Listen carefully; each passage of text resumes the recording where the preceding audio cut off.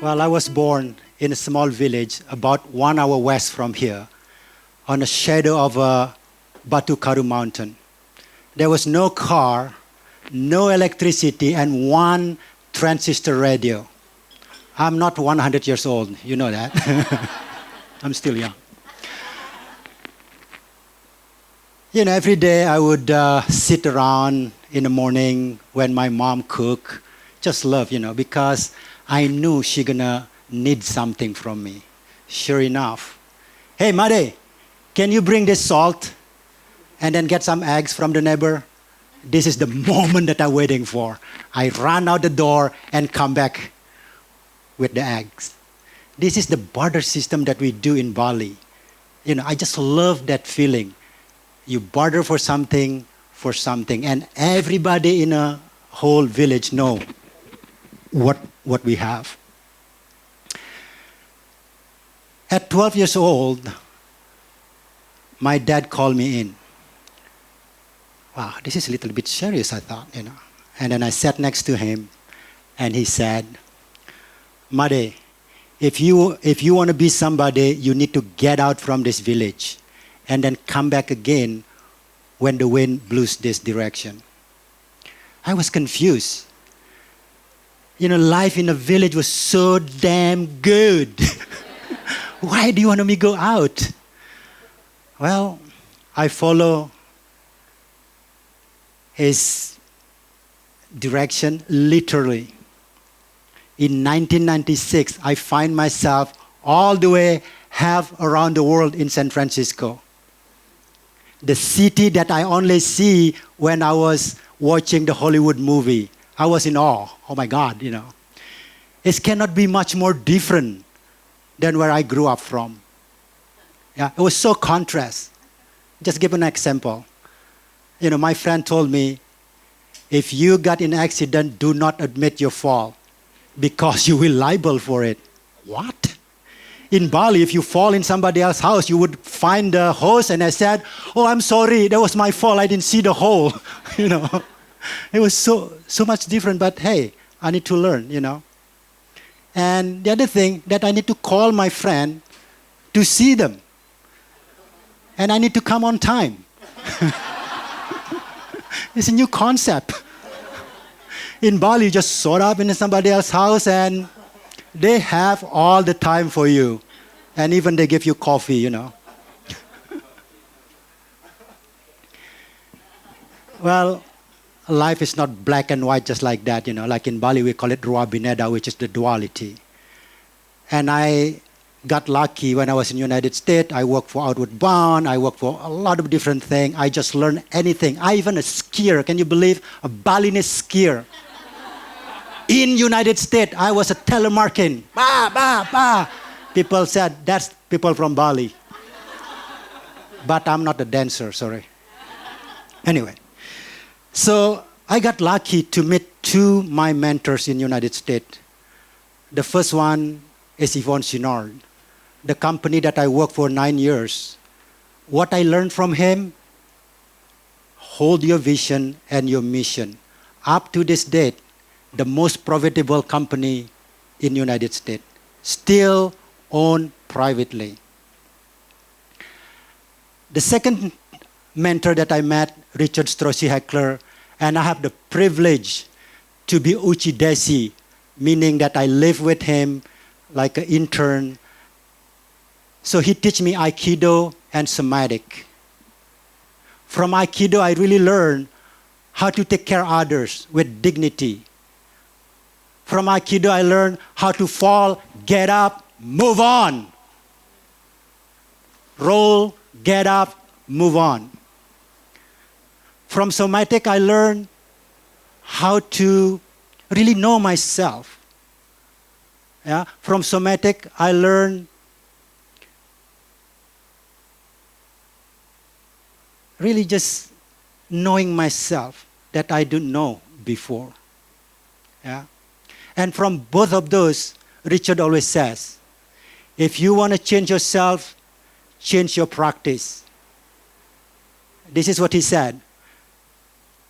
To remember move 100 times. To get it in your muscle memory 1,000 times.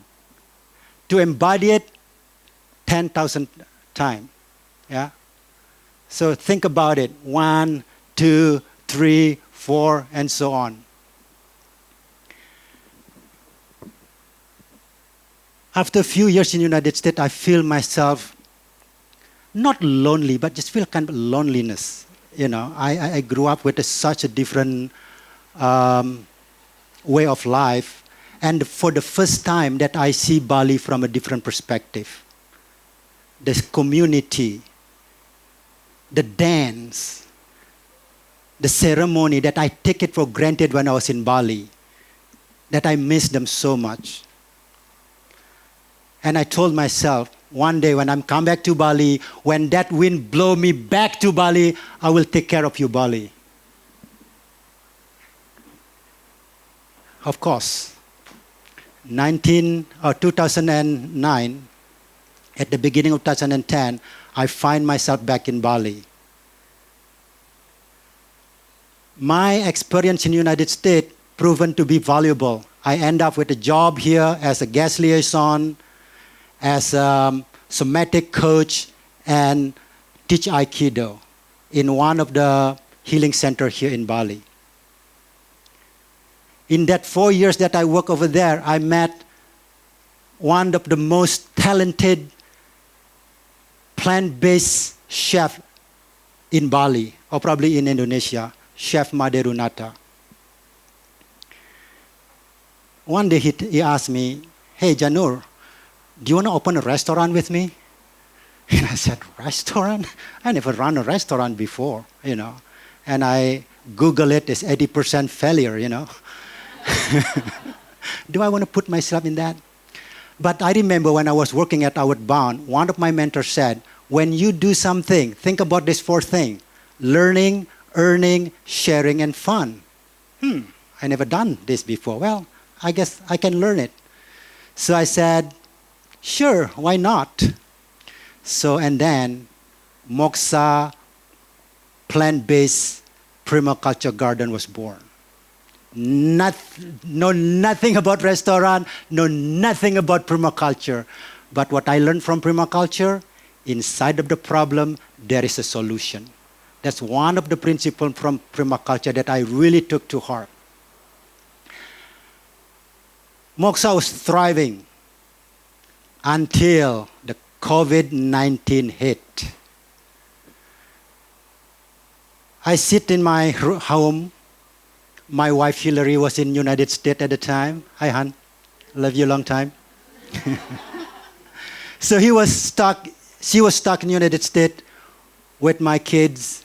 I find myself sipping a glass of wine.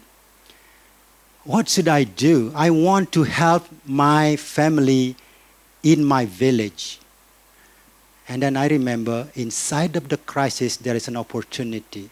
What is the crisis that we're facing right now? Number 1 is COVID. Because of COVID, in Bali, we need rice. If we have rice, salt and pepper, we live forever. Yeah, that's Bali. The second one, plastic, plastic, plastic. That's the environment. The third one is like this. When there is disaster, people bring what we call disaster relief. One hand on the bottom and one hand on the top. I really want to bring this hand together. In Bali, we'll call it Tatwa Masi. You as me as you. The giver become a receiver, the receiver become a giver. So we all in an equal field. What I call it dignity. So I thought to myself, I'm just going to go to the village. I called the village leader and the youth leader, and I talk. And I presenting my idea of exchanging plastic for rice, and then they love it. And they said, when should we start? I said, tomorrow. What? Hey, we're not waiting for the auspicious day to pick up plastic. Tomorrow is a good day, I said. We don't need to wait for the full moon or the new moon. Tomorrow, if there is plastic tomorrow, there is rice tomorrow, I said. Janur is crazy. He's been Americanized, I said, But hey, good to be crazy. So the next day, they pick up the plastic. In 2 days, in my village, only 60 households, which is 240 people, we collected 500 kilo plastic, a half of ton. I was so happy. Oh, my program is great. I got all of this. And then, oh no. If in my village, this small village that I pick up this much plastic, what about the bigger village? What about around Bali?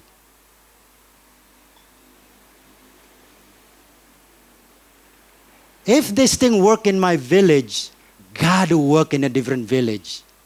And I start doing this, the system, how I'm going to bring it out and all of that. And with the help of volunteers, dedicated volunteers with me, and my wife support really just relentless. Now the plastic exchange spreading like wildfires. 200 villages, 130 tons of plastic been collected.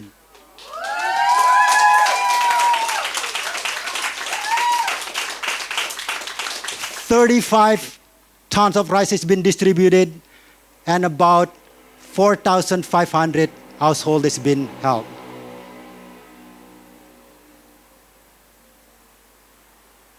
So really, the core of plastic exchange is three: dignity, prosperity, environments. The mission is to empower Balinese people to prosper through barter system by collecting non-organic stuff, and we give them rice, a sustenance for now. I remember Richard said, to get it in your muscle memory 1,000 times, to make it embodied 10,000 times. I want my people here in Bali, stop doing this, but this now. 1, 2, sooner or later it's going to be 10,000 times, and it's become embodied. That's my hope. We can do this. You all here has been donating to Plastic Exchange, supporting me now here. We can do this for our self-worth, for our dignity, prosperity, and the environment.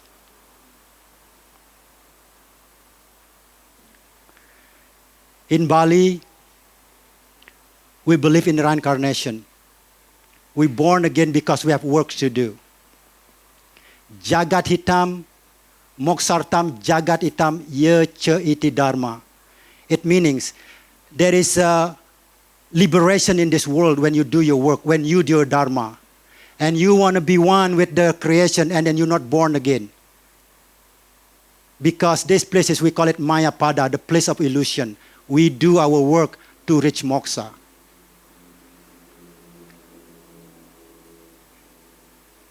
My dad is my hero. He pushed me out of my comfort zone. Get out and come back, he said.